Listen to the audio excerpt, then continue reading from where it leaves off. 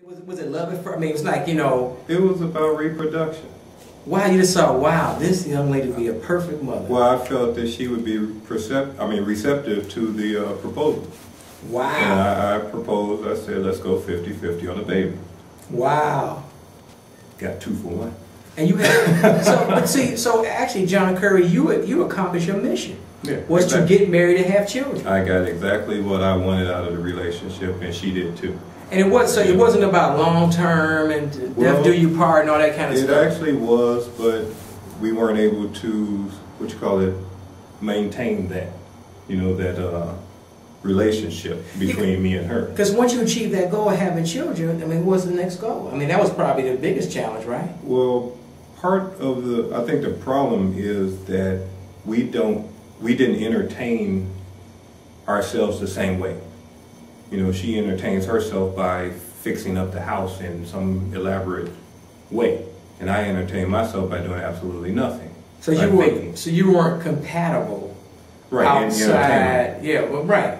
Outside just being married, you weren't compatible. Right. Wow. Well, didn't you know that when you first, after about a couple of days being married, you knew you weren't compatible? We could go see a movie together. I'm fine with that, but that kind of stopped. Well, enough of that, because that's the whole thing about relationships. Because I have this theory, and I tell people all the time, out of about 6 billion people on the planet Earth, and maybe let's say half of them women. I know it's probably a bit more, depending on where you are. There's only about 1 or 2 people on the planet Earth that you can really get along with. I really believe that. You can call it a soulmate, call it whatever you want. You ain't found that person yet. Well, I think that there are more than one person, but there's only one person that you can,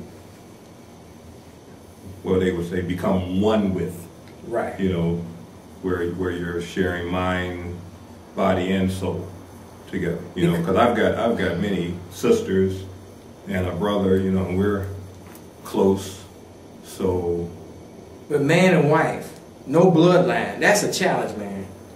You would agree, right? Yes. So some of these youngins out here, they teenagers, 20, they all in love. When you're young, it's so special. It's so beautiful when you're younger.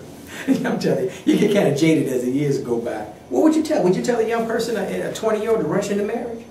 I would tell them to understand the balance between economics, social, and the whole cooperative effort to work together in the community. They have to understand that, because part of the reason why it's a problem to have children early is because it disturbs your economics. Tell me about it. Right, you're not ready to feed this other person, to shelter this other person, to take time out of your life to guide this person. So that's why they need to use protection, because if we were, of course, in our natural state, they would be out here having the babies at 12 and it'd be okay. But because our society has basically retarded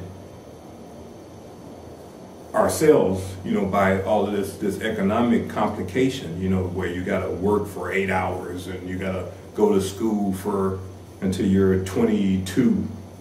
That's what the problem is. Why they shouldn't have children at 12, because then they can't integrate into our society well, because they're disturbed.